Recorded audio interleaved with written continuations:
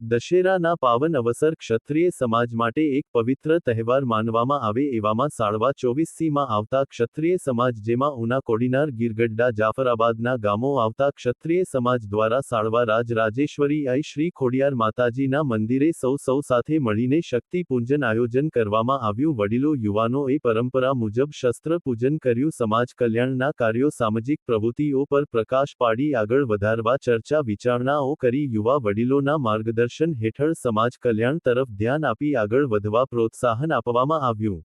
Reporter Sanjaysinh Parmar Gangda Una.